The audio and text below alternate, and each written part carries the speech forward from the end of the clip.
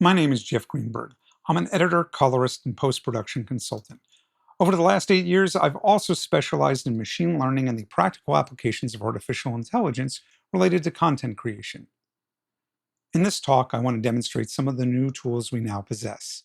These bring democratized access to creation. I'd like to raise some of the questions about the ramifications of these technologies. Personally, I see these tools as a duet between creator and machine. Given the broad access to the internet, we're at a watershed moment where the local device can become a gateway, allowing these tools to bypass the needs of expensive local hardware.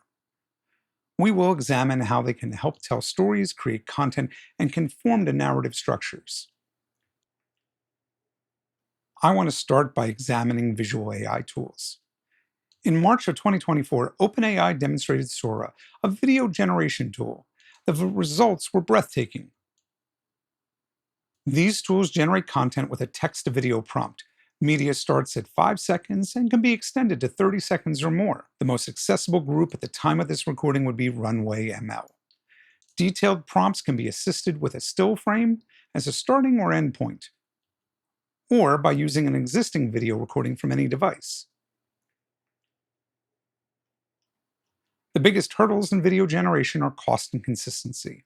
The actual costs of AI are closely guarded corporate secrets and likely problematic at scale. Some quick napkin math from the price of generating a single still: a 10-second shot could cost upwards of 5 kilowatt hours, and a minute of footage could equate the daily power demands for a household. Obviously, this does not scale, and AI computing has recently been criticized for having significant environmental impact.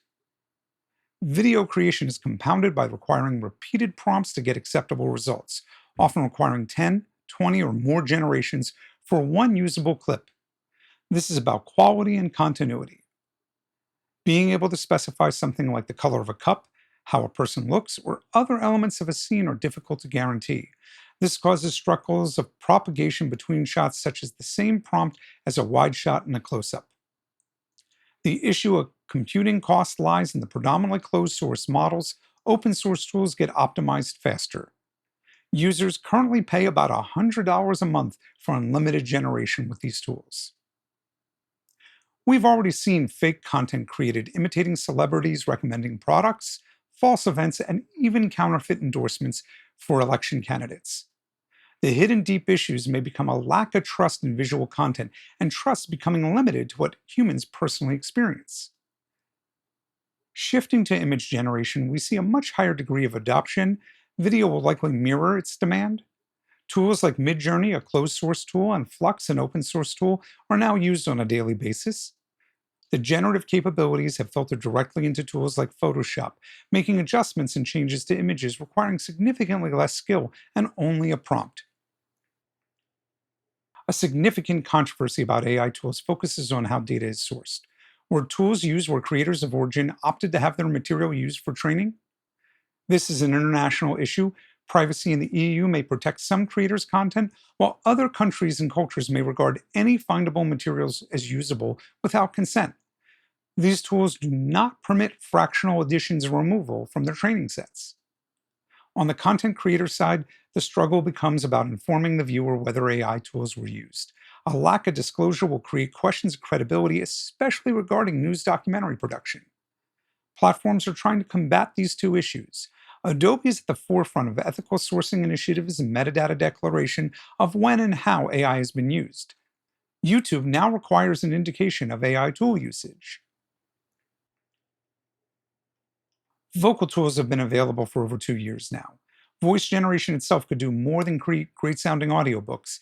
It also empowers easier multilingual dubbing, providing native language access to markets that may have been ignored due to lack of profit.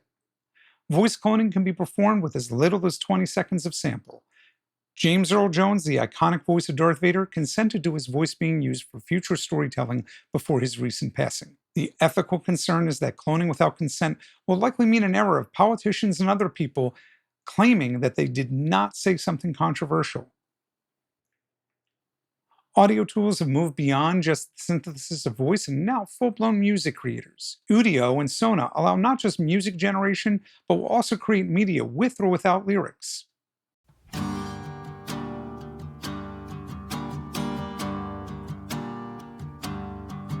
In the age of AI, we stand at the gate, unlocking justice, shaping our fate. From human rights to digital dreams, we're bridging gaps with new machines. Oh, the lines blur between man and code. Creativity sparks on a higher road, empowering all, breaking divides in this new world where the future resides. Currently, these tools are involved with copyright infringement lawsuits. Groups include Universal Music, Sony Music Entertainment, Warner Brothers Music, and other music giants. The crux is trying to establish whether or not AI creation is transformative enough to be unique. With this comes a significant hurdle around technology, which is always a struggle amongst legislators, particularly judges, in understanding the underlying processes of how tools work. What if content could be published in multiple languages without conventional barriers? As a demo, I'll show you the consumer tool CapCut. I've captured my own recording in English. The quick brown fox jumped over the lazy dog. The rain in Spain falls mainly on the plain. Now I'll switch to Japanese. 素早い茶色の狐は怠惰な犬を飛び越えた。スペインの雨は主に飛行機におります。 Notice it's not just language translation, but lip movement that's in sync. How about Spanish? El rápido zorro marrón saltó sobre el perro perezoso. La lluvia en España cae principalmente sobre el avión. Content will no longer be limited to the language of origin, and in doing so, it'll make content accessible to broader audiences. The concerns are accuracy and model proliferation across languages with fewer native speakers. Accuracy around language translation has always struggled with elements like idioms, or politeness distinction, otherwise known as the formal versus informal address. Many languages, such as French, Russian, and Japanese, have embedded politeness structures. So, more than a straight translation is needed to bridge these gaps. These issues can lead to cultural gaps along with unintentional embarrassment. Related to this, language with fewer speakers have less attraction to being developed for AI models, which becomes a limiter around cultures.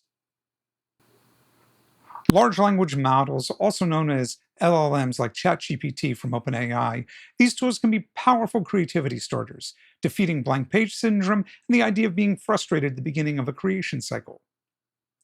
These tools also have an unintentional Dunning-Kruger effect. This effect is a cognitive bias that causes people to overestimate their abilities when they lack knowledge or competence. It's often seen with simple Google searches around medicine, and doctors' frustration with Dr. Google. The best way to evaluate large language models is to interact with them on a topic you have a high level of expertise. This way you can gauge the accuracy, extrapolating to areas where you aren't an expert. To close, the potential of AI to democratize creativity, whether it's the creation of assets or the ability to translate into other languages and have a literal conversation with creators, is powerful and limited purely to internet access. Some warnings, of course, have become magnified around ethical consent, ethical training, the environmental impact, cost, the accuracy of translation, and false assumption of knowledge. These opportunities and challenges require a watchful eye because they will likely outpace legal evaluation.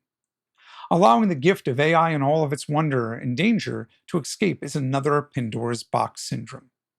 The ability for these tools to help educate and provide storytelling and creative access to cultures without relying on expensive hardware heralds a chance for a broader base of voices to be heard.